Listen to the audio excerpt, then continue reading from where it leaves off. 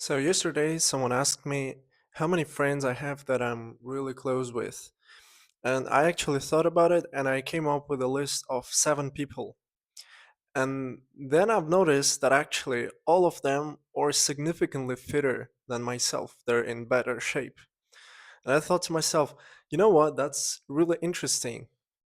And I spent some time analyzing the last few years of my life and, the years of my friendship with those people. And I've come to a very interesting conclusion. I saw that I, all the progress that I made, all the significant progress in my fitness journey was actually thanks to them.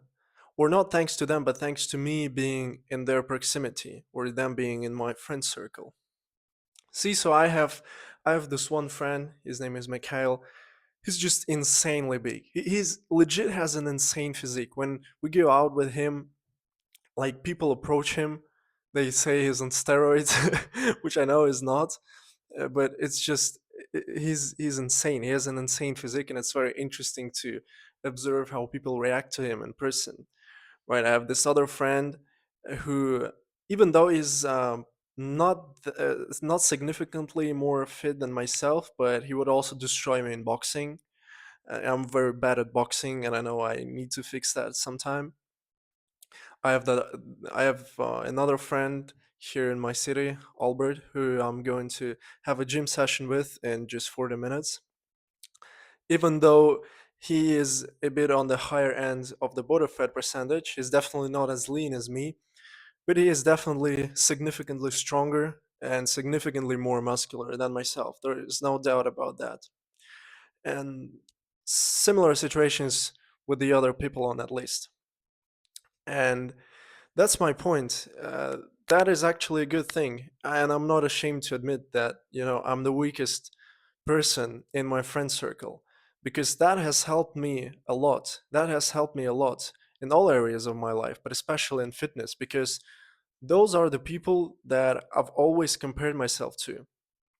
And if you surround yourself with 3, 4, 5 people that are absolute beasts, that are insanely fit, you might not reach their level, but surely you will be more fit than the average, and the rate of acceleration will be a lot higher uh, as compared to the situation where you didn't have those friends.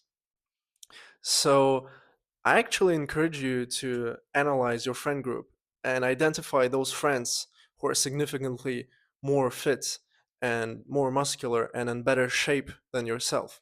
Because think about it, those are the people that you compare yourself to. And it's also a lot better to compare yourself to your friends in terms of physique and shape and overall fitness than it is to compare yourself to the guys on Instagram or YouTube. Because unlike those guys on the social media, your friends are actually real. They're real. You know that they're not on steroids. You know that they are not photoshopping themselves all the time. Unlike the guys on Instagram, which you can be absolutely sure about them being completely unreal, probably taking a shit ton of gear, steroids, testosterone, all tons of stuff, posing for the pictures, editing the pictures. So in real life, they often look nothing like they look in their videos and on their photos on Instagram. So it's a lot better that you actually compare yourself to the people that you hang out with in your day-to-day life, because this also gives you realistic a more realistic view of what is achievable, right? If I'm 24 years old and this person is 25 years old, so we're basically the same age, we had the same amount of human hours in our lives, and I'm a sack of oatmeal, and this guy is a beast, then you can understand that something is off here, and you can't just say, "Oh, okay, he's on gear, he's yeah, some YouTuber." Right? He's the same guy, basically the same guy as you, but he has done something that you weren't able to do. And obviously, there's also a aspect of healthy competition, which is extremely good. It's extremely good for yourself. It's also extremely good for him. So, what I would encourage you to do if you're watching this video, I would definitely evaluate your friend circle. So, take out a piece of paper, write down the 5, 6, 7, 10 friends that you are actually close to, that you spend a lot of time with, and see how do they compare in terms of their fitness and other aspects as well to yourself. And if you find that you are actually the strongest and the most fit person in your friend circle, I'm not necessarily saying that you should get rid of those friends, but at least make sure that they're good at something else that you're not good at. So maybe you have friends who are you a lot fitter than themselves, but they are rich. Maybe they're millionaires. Maybe they have a lot of connections. Maybe they're older and they have wisdom to share with you, right? Maybe they're well read. Maybe they can open doors for you that you wouldn't have had access to otherwise. uh, so I'm not saying to get rid of them, but you should evaluate what are they offering you in terms of your friendship, because every friendship is a transaction of sorts, right? It's a mutual value exchange if you want to accept that or not. Secondly, even if you do decide to keep those friends, I would strongly encourage you to find at least some friends. So I think you should have at least some friends that are significantly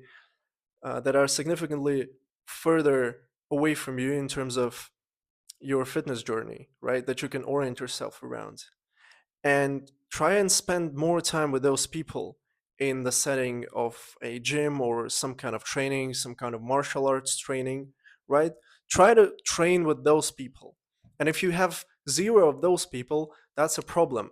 And I would strongly encourage you to go and find new friendships that can fill this gap.